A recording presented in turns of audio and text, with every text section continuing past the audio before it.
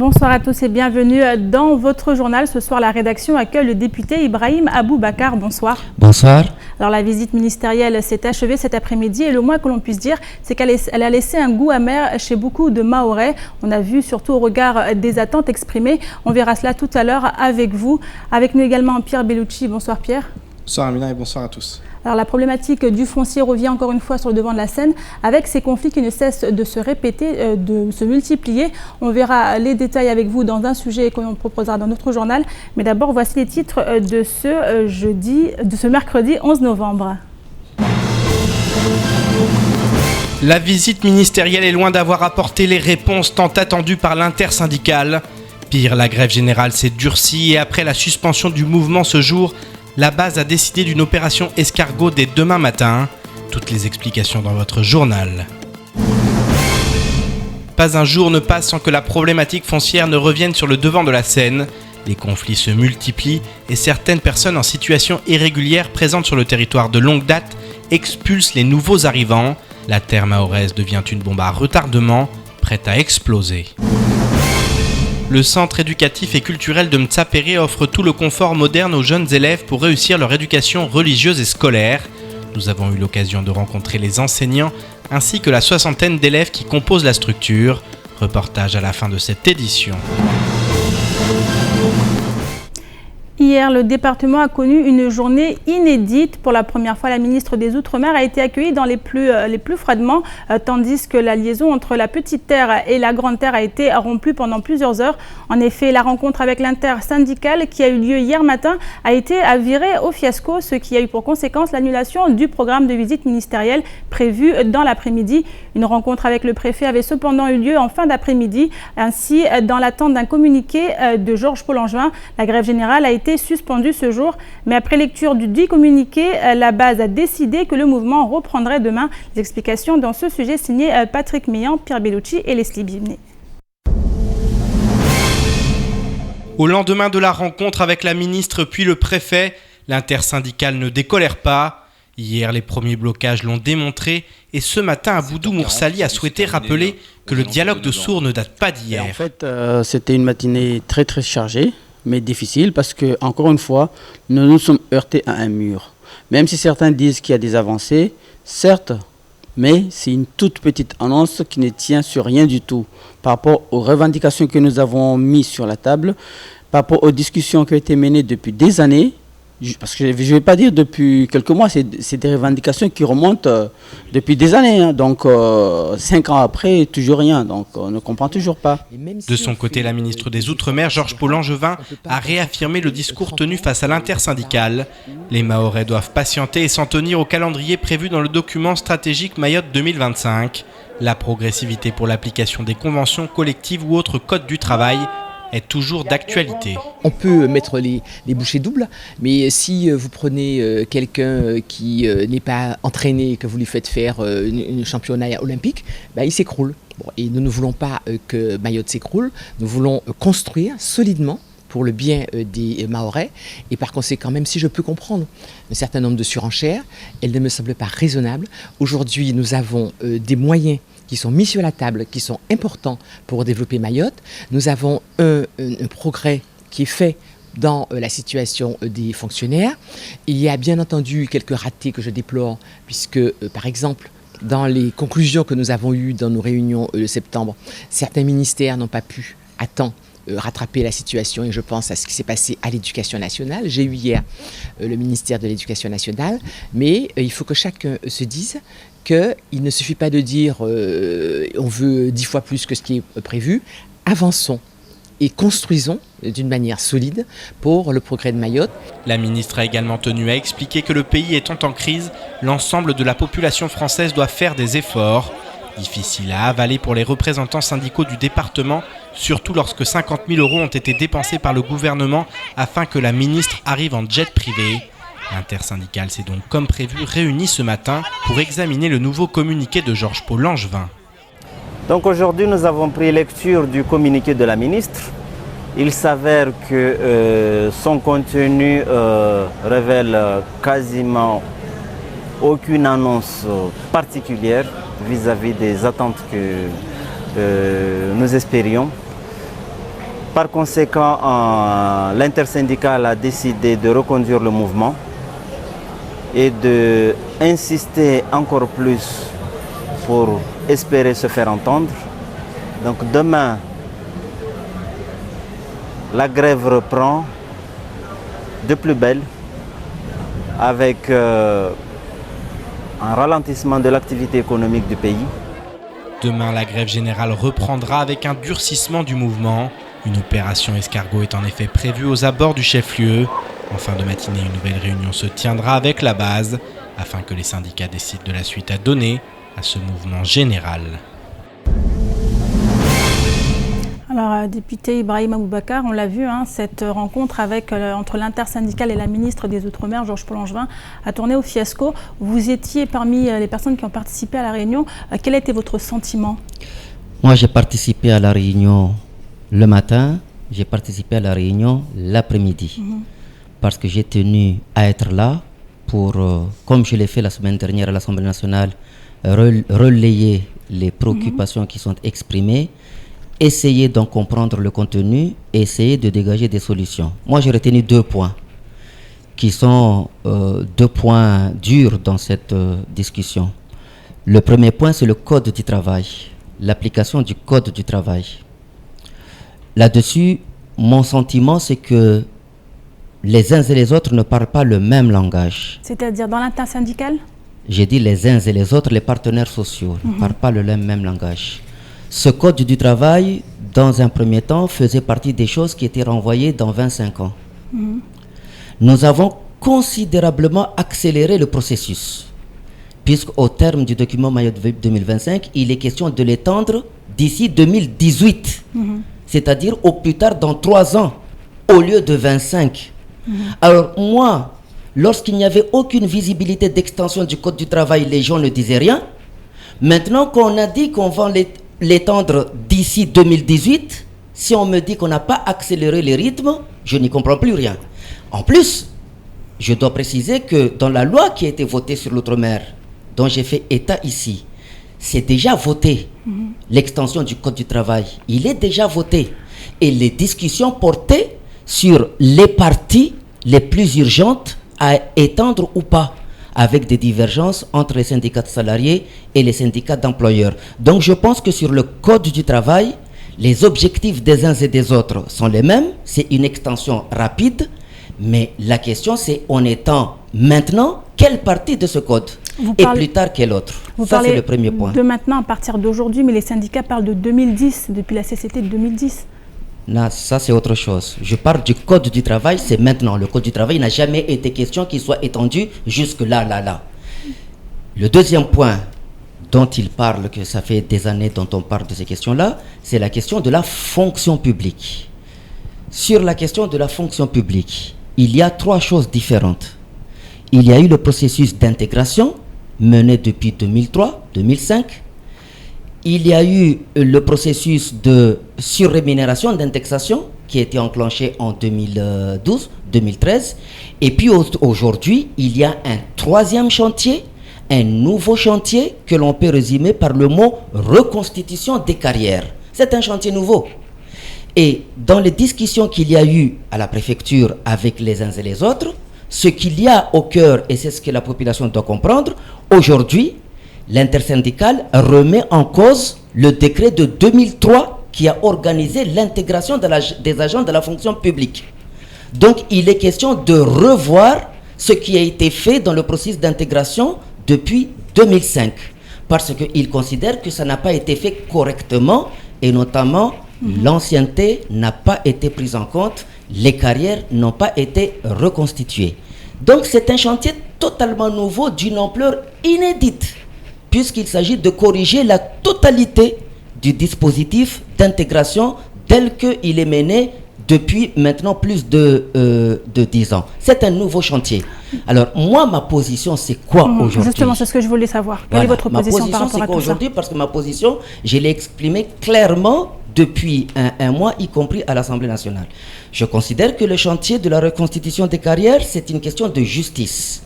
Et notamment, chacun connaît ces vieux travailleurs qui ont travaillé, qui sont à quelques années de la retraite, et chacun connaît le montant de leur retraite. Parce que derrière la reconstitution de carrière, il y a la reconstitution des retraites. Donc moi, ma position d'aujourd'hui, c'est oui, nous devons ouvrir ces chantiers. Mais d'abord, nous devons savoir de quoi il s'agit. Parce que personne ne parle de la même chose autour de la même table.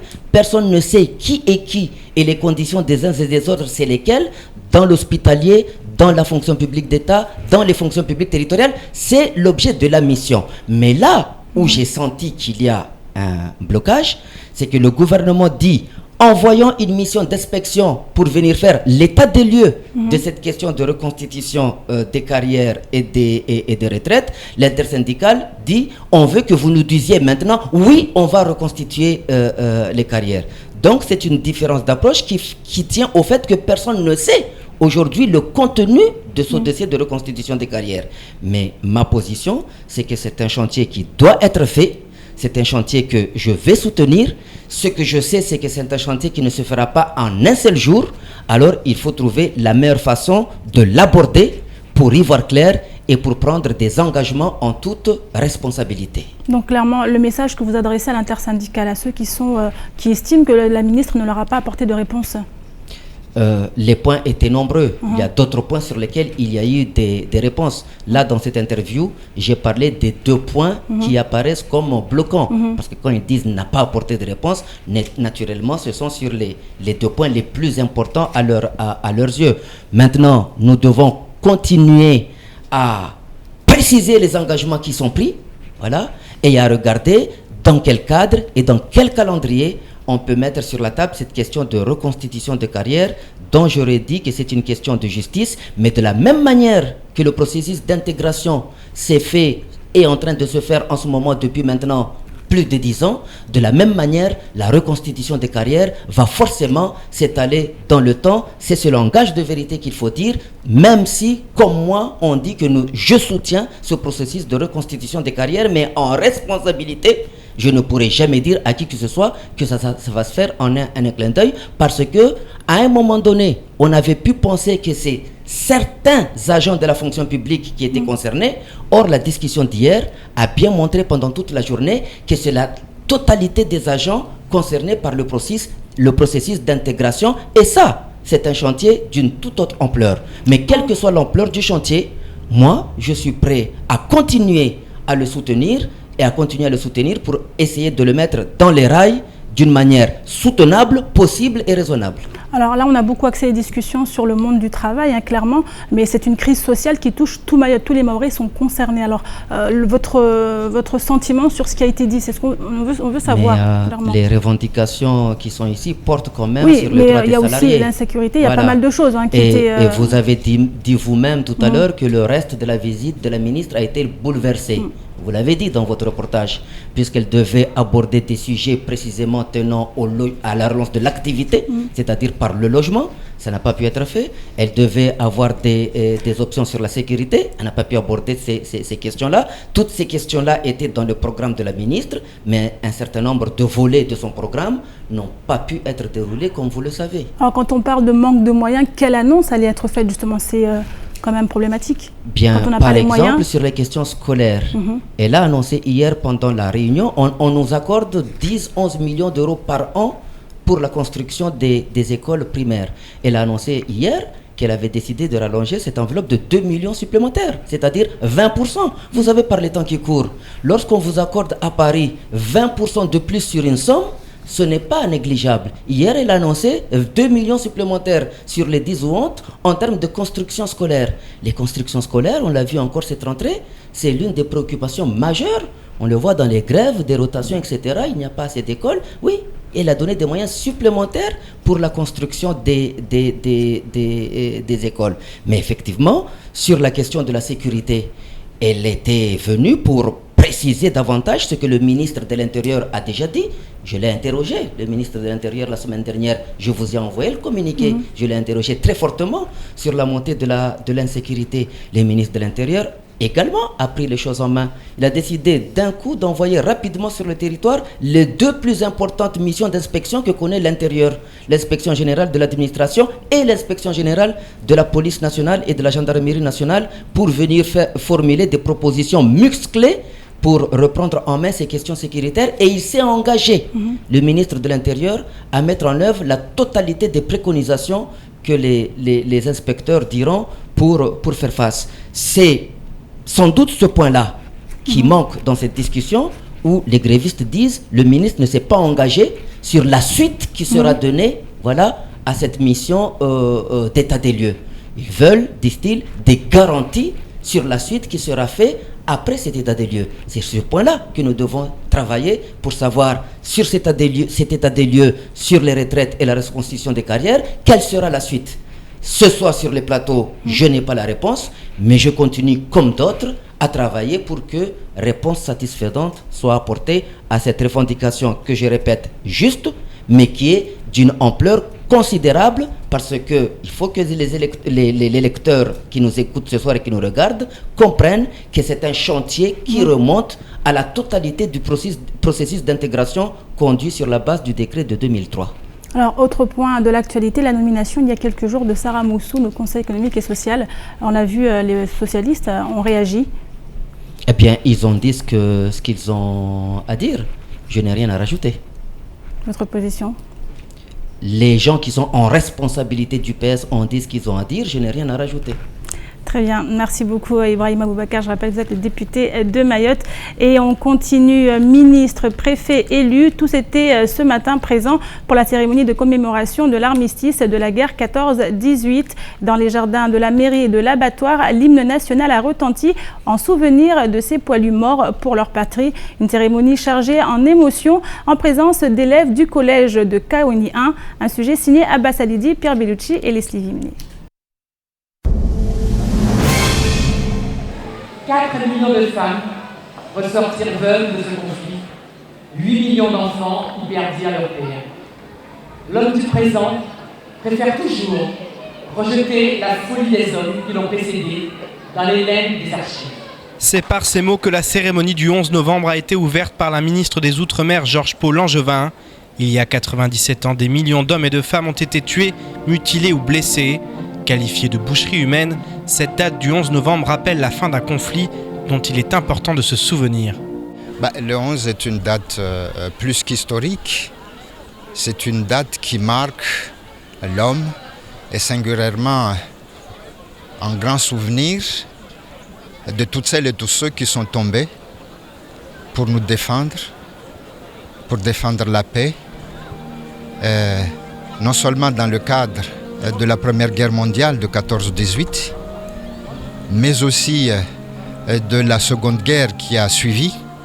Mais aussi aujourd'hui, vous voyez bien que le monde est encore en pleine tourmente et que nous avons besoin de l'esprit et de la mémoire des hommes qui ont combattu lors de la Seconde Guerre mondiale pour pouvoir la perpétuer, cette mémoire et leur exemple à travers nos enfants, à travers nos petits-enfants.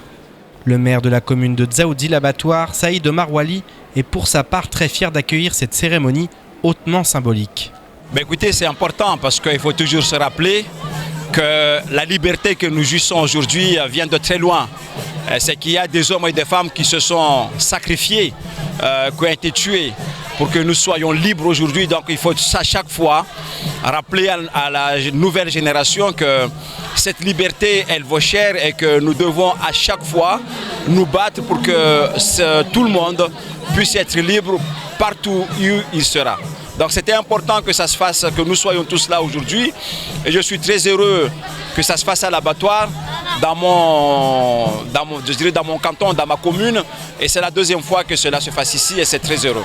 Des jeunes du collège de Kaweni 1 étaient également présents pour l'occasion. Yann Durosa, leur professeur, nous explique en quoi il était indispensable que ces élèves participent à cette cérémonie d'armistice. La transmission, le devoir de mémoire, la transmission du savoir, éloigné de la métropole, c'est quelque chose qui est important pour nos jeunes, qui est important à faire passer. Et c'est ce savoir, cette connaissance aussi qui formera nos citoyens de demain, nos citoyens français de Mayotte. Après les discours officiels, les élèves ont entonné l'hymne national, un moment chargé d'émotion, en mémoire de tous ceux qui se sont battus pour que nous soyons là.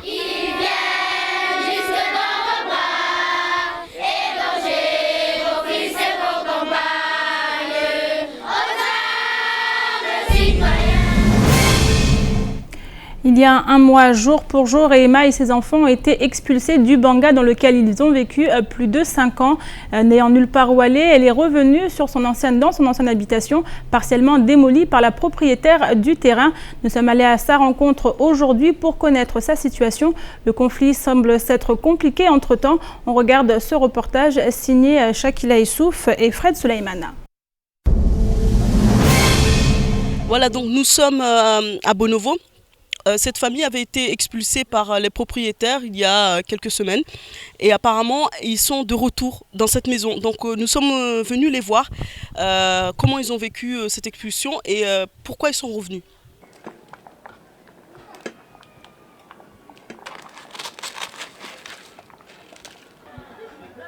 Tôle arrachée, porte détruite. Ce Banga à ciel ouvert abrite un père et une mère de famille de 7 enfants. Depuis le 12 août, Rehema, qui vivait déjà dans une situation de précarité, a été expulsée.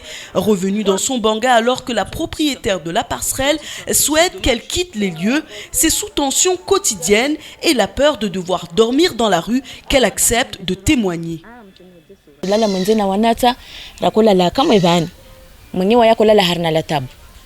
Rakulala wabutu tarepara minui wayako hima kensitu mbasiria hulala rajaralala sinziana nsinzina mwanadamu zile ile ishintu ntini swafi rajara paranga mtu ajaranga midzia ngado wana baba swenshi kama bani halini kama asulala kama mwenze halini mana bani karton ngwambarandrani. Cette famille n'est pas un cas isolé. D'autres comme elle sont expulsés de force. Contactée par téléphone, la mairie explique ne pas avoir les moyens nécessaires de reloger ces familles. La police municipale venue sur les lieux constater les dégâts a établi un rapport. Mais la situation semble encore plus complexe puisque le voisin de Rehema se dit menacé par la famille de celle-ci et craint que l'affaire n'en vienne aux mains. Wabi I problemu ya yoho devo ndo atangi abi tatide shanza yo neka mwenyewe wae aswajelzia yote amfere zangu neka mwenyewe aswatu azoti problem zangu be devo lo amenkondo yao kesi bakina mwenyewe besi baki ije tejen parnami ije wa jarungwa mamdu no to ne shanze ti yangu vo wamdu no to be male lo nageli kama shanze yangu de no to vo lazima amani nami mana srungwa mamdu ne msarbi ya mwenyewe amba watu we wavo waje kama enkondo yao na wami beti yao na mwenyewe shanza benkunze inkondrea weja ibaki de wao na wami mana washija weja hi wajimazo washija we habili babu wamba topwa shitwa ne shitwa sho tishamtwa njina sho de shangu. Si à Mtsapéré comme à Mtsamboro, Tingoni et tant d'autres villages, les propriétaires menacent verbalement, ils n'ont pour la majorité pas encore agi. La problématique semble cependant se complexifier. En effet, certaines familles étrangères résidant à Mayotte depuis longtemps s'opposent aujourd'hui aux nouveaux arrivants. Preuve s'il en est que la question du foncier n'a pas fini de mener à des conflits en tout genre. Le foncier, une fois de plus, Pierre, pose problème à Mayotte. On l'a vu avec cette nouvelle problématique d'anciens personnes qui sont installées de manière illégale et ces nouveaux arrivants. Oui, alors effectivement, nous sommes dans une grogne sociale très importante, une grève générale, mais il ne faut pas oublier, on nous en avait parlé avec le député, il y a d'autres problèmes, la délinquance, la violence, l'insécurité, la vie chère, les problèmes de construction scolaire, et il y en a un aussi qui est très dangereux, qui est très explosif, c'est cette question foncière. Alors on le voit, c'est chaque jour qu'il y a des expulsions, c'est chaque jour, il y a un manque de terre. Clairement un manque de terre à Mayotte. Voilà, les propriétaires veulent récupérer. Il y a aussi cette question des taxes qui sont arrivées, les taxes d'habitation, taxes foncières, et voilà, ça crée de véritables problèmes puisque les propriétaires se retrouvent à payer des sommes astronomiques pour voilà, des terres qu'ils ne possèdent pas, qu'ils ne possèdent plus, en tout cas qui sont occupées souvent illégalement. Donc voilà, on le voit. Alors il y a aussi quelque chose de nouveau qui est révélé dans ce reportage, c'est qu'il y a des personnes arrivées il y a plusieurs années à Mayotte qui se sont installées, qui vivent comme cette dame depuis 5 ans, qui aujourd'hui sont expulsées, et on voit qu'il y a des conflits qui se créent entre nouveaux arrivants et personnes qui sont là depuis déjà longtemps. Vraiment, on se bat pour la terre. Mais toujours sur des occupations illégales, on est bien d'accord. Oui, tout à fait. On parle d'occupation illégale, mais on le voit, voit, il y a plusieurs personnes qui aujourd'hui ont peur, qui sont là depuis plusieurs années et qui voient qu'il y a des expulsions et qui ont envie de dire attendez, eux ils viennent d'arriver, nous on est là depuis des années. Donc vous voyez, c'est vraiment déjà c'est une situation très précaire et en plus ça rajoute, c'est vraiment compliqué, c'est vraiment un point qu'il va falloir régler rapidement. Il faut vraiment se pencher sur cette question foncière, on en parle régulièrement, presque quotidiennement aujourd'hui, mais voilà, parce qu'il y a beaucoup de gens qui nous appellent, qui nous expliquent leur situation, que ça soit des personnes voilà, qui vivent de manière illégale sur les terrains et qui sont expulsés, qui se retrouvent à la rue, mais aussi les propriétaires qui, de leur côté, sont complètement démunis, ne savent pas quoi faire, ne possèdent pas leur terrain, un terrain qu'ils paient, qu'ils ont payé et qu'ils paient notamment pour ce qui est de la taxe foncière. Donc voilà, c'est une question explosive qui mène à des conflits communautaires. Alors là, on voit des conflits communautaires, ce n'est plus des conflits communautaires, c'est des conflits au sein même des communautés, donc entre nouveaux arrivants, et voilà, on a entendu beaucoup, même en jouant, il y aurait des problèmes où on dit il ne faut plus venir maintenant parce qu'il n'y a plus de place. On en est vraiment là, Mayotte, il n'y a plus de place, il n'y a plus suffisamment de terre. Donc c'est une question, excusez-moi, vraiment très explosive sur laquelle il faut se pencher. Nous ne cessons de le dire, mais c'est vraiment, l'heure est grave. Merci beaucoup Pierre pour ces précisions et on continue avec le vol SS 874 de la compagnie Corsair. Il avait été dérouté hier pour repartir sur Paris-Orly suite à un problème technique. Le vol a été reporté aujourd'hui, mercredi 11 novembre aux mêmes heures. L'avion qui a donc atterri ce matin à l'aéroport de Dzaoudi a été endeuillé par le décès d'une femme de 47 ans.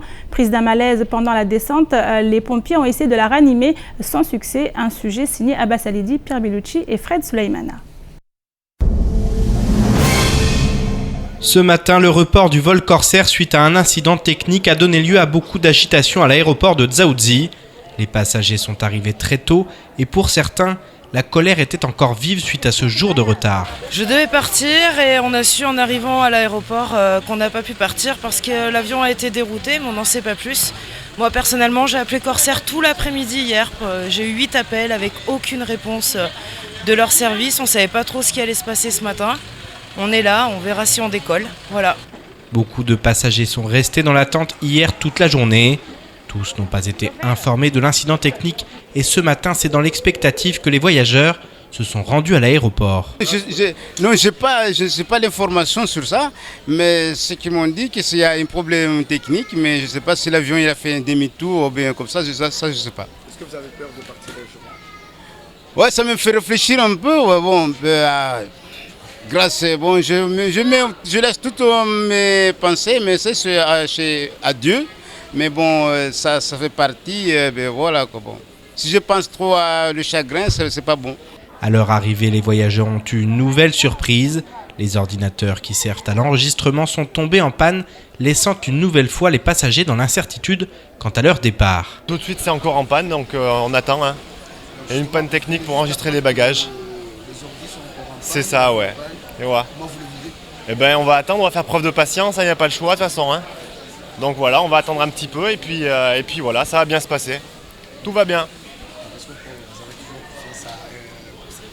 Oh, oui, mais après, c'est vrai qu'au niveau de l'information et de l'organisation, ils ont été zéro. Hein. On n'a pas été informés, il n'y a rien qui a été mis en place et ils ne sont pas du tout occupés de nous. Donc il a fallu se débrouiller.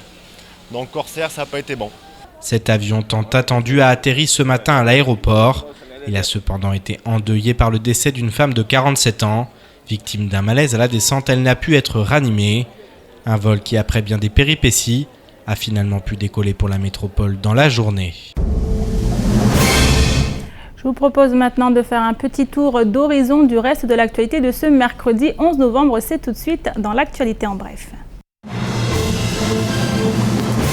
Le voyage de la ministre des Outre-mer a été établi avec un ordre de mission bien précis, notamment à Tromelin et aux Glorieuses. Les îles Éparses étant revendiquées par Madagascar, la présence d'un membre du gouvernement français signifie aux autorités de la Grande Île que le drapeau tricolore continuera de flotter sur ces îlots perdus. Ainsi, son escale à La Réunion et à Mayotte s'inscrit dans le cadre du déplacement effectué dans les terres australes et antarctiques françaises, et ce afin de réaffirmer le sens et l'importance de la présence française dans cette partie du territoire national. La presse malgache est évidemment montée au créneau, estimant la visite intrigante. En effet, la résolution des Nations Unies de 1979 prévoit la rétrocession des îles éparses à Madagascar et nombreux sont les observateurs à considérer l'affirmation de la souveraineté française comme une velléité alors qu'une négociation est en cours avec la Grande Île. Les relations entre les deux pays sont aujourd'hui tendues sur le sujet et ce n'est pas l'intervention d'une diplomate réaffirmant l'appartenance de ces îles à l'Hexagone qui aura calmé le jeu. Cela fait des mois maintenant que le conflit perdure entre Mayotte Channel Gateway, gestionnaire du port de Longoni, et la Smart manutentionnaire historique. Les choses se sont envenimées lundi suite à la circulation d'un document semblant indiquer qu'une rallonge d'un mois était accordée à Lacognée. Cela a déclenché la fureur d'Idanel qui s'est emportée par SMS puis par le biais d'un communiqué et qui accuse les élus d'avoir d'eux-mêmes décidé de ce délai supplémentaire. Elle s'en prend également au préfet, coupable à ses yeux d'avoir demandé au capitaine du port de fermer les yeux quant à la présence de la Smart sans contrat au-delà du 12 novembre, date à laquelle la décision de justice est exécutoire. La présidente de MCG demande désormais 5 000 € par jour pour occupation illégale. La situation est devenue très compliquée et le jeu peut s'avérer dangereux. En effet, nombre de conseillers départementaux regrettent déjà la DSP accordée et préféreraient l'option grand port ultramarin. Restent les compagnies maritimes qui se demandent désormais si le port de Longoni possède un avenir. La préfecture vient de diffuser un communiqué concernant le dispositif de lutte contre la vie chère mis en place à travers le bouclier qualité-prix. En novembre et pour la première fois, des listes de prix déposées par les 3 enseignes sont en ligne sur le site de la préfecture. Les consommateurs disposent maintenant d'un outil de comparaison des prix entre magasins. Il est cependant indiqué sur le tableau préfectoral que ces prix n'ont aucun caractère officiel et ils sont diffusés afin de permettre une meilleure information des consommateurs. La précision a son importance. En effet, sur la fameuse liste pour du steak haché pur bœuf 15% de matière grasse, la boîte de 1 kg dans toutes les enseignes est affichée à 7,50 €, sauf à la Somaco qui pratique des tarifs inférieurs. Or, dans un magasin, le fameux produit apparaît à 13,90 €, soit un écart de prix de 85,33%. Si le bouclier ne doit pas dépasser 215 € pour ces 78 produits, les références peuvent voir les prix fluctuer. Ainsi, si un article augmente, la hausse devra être compensée par une baisse ailleurs pour conserver ce seuil de 215 €. En résumé, pour consommer mieux, vaut se trouver au bon endroit, au bon moment. Il y a 4 ans, le centre éducatif et culturel de Mtsapéré ouvrait ses portes, une structure qui se veut moderne et ce afin de favoriser la réussite éducative des enfants en favorisant tout le confort nécessaire. Plus d'une soixantaine d'élèves y sont inscrits et préparent avec ferveur l'arrivée du mois de Maoulid. Nous sommes rendus sur place ce matin afin de rencontrer les membres de cette madrasa moderne. Reportage Akila Issouf et Leslie Vimné. Donc vous vous souvenez ? On avait dit qu'il y a l'alphabet de l'école qui commence A, B, C, D et puis l'alphabet de la madrase. C'est Alif, Ba, Ta, Tha, Jim, Ha, Kha. Âgés entre 4 et 7 ans, ces élèves se familiarisent avec l'alphabet arabe grâce à l'alphabet française. Les enseignants s'appuient sur la méthode appliquée à l'école laïque pour poser les fondements de l'apprentissage de la langue arabe. C'est des jeunes qui sont déjà dans l'école laïque, donc ils ont déjà appris des méthodes. Donc l'idée c'est de s'inspirer, en tout cas voir ce qui est fait là-bas pour leur faciliter aussi l'apprentissage. Donc on reprend à peu près les mêmes méthodes pour qu'ils puissent assimiler rapidement les cours qu'ils ont à la madrasa. Donc c'est les aspects pédagogiques, donc par exemple apprendre les lettres, c'est de faire des parallèles avec la lettre alphabet française, latin, et aussi apprendre à dessiner, à colorier, à écrire, à prononcer, en utilisant aussi par exemple des chansons. Enfin, on utilise souvent des chansons pour les apprendre. Pendant que les plus petits apprennent progressivement l'alphabet arabe, les plus grands qui connaissent le Coran révisent le barzangué pour la préparation du mois de Maoulida avec le Fundi Moussa.